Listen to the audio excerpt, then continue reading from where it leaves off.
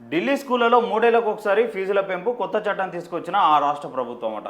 ఇక త్వరలో ఏఐ విశ్వవిద్యాలయం మంత్రి శ్రీధర్ బాబు వెల్లడి. ఆడ 3 సంవత్సరాలకు ఒకసారి ఫీజులు పెంచుకోవచ్చని అక్కడ ఉన్న భారతీయ జనతా పార్టీ సర్కార్ తీసుకొచ్చింది ఇప్పుడు ఢిల్లీలో.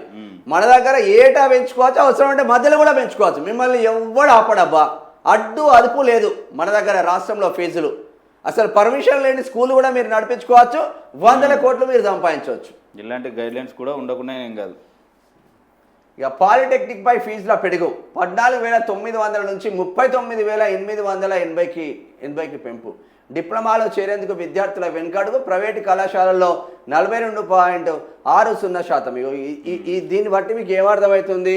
అలా 3 సంవత్సరాలకు ఒకసారి కంట్రోల్ చేస్తే 14,900 నుంచి 39,880కి పెంచింది పాలిటెక్నిక్ పిల్లలు. 10వ తరగతి అయిపోయిన పిల్లలు ఏ నుంచి కడతారే వాళ్ళు? ఇక మరి ఆ ముఖ్యమంత్రి దగ్గరనే కుర్చీ కిందనే ఉన్నది కదా ఎడ్యుకేషన్ మినిస్టర్గా, ముఖ్యమంత్రి చేతుల్లోనే ఉన్నది కదా విద్యాశాఖ. మరి దీనిపైన ఏం ఉండదా మీకు సోయి? ఆ సోయి అనేది ఉండదా?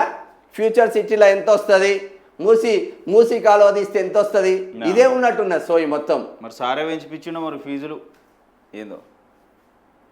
ఇక పాలిటెక్నిక్ ఫీజులు భారీగా పెరగడంతో ఆ ప్రభావం ప్రవేశాలపై పడింది. సీట్లు పొందిన ఆయా డిప్లొమా కోర్సులో చేరేందుకు పలువురు విద్యార్థులు వెనుకడుగు వేశారు. ఫలితంగా ఈసారి ప్రైవేట్ కళాశాలల్లో 42.60% సీట్లే ఉన్నాయంట. మరి ఇక వాడు 14,900 నుంచి 14,900 నుంచి 39,880కి పెంచితే వాడు ఏ నుంచి కడతారు రా భయ్? ఒక ఫీజు 20,000 నుంచి డైరెక్ట్ 40,000 పెంచుతాడు. డబల్ 100% నువ్వు పెంచుతున్నావంటే వాడు ఏ నుంచి కడతాడు? కొంచెం సిగ్గు, శరం, లజ్జ, మానం, ఇజ్జత్ ఏం లేదా?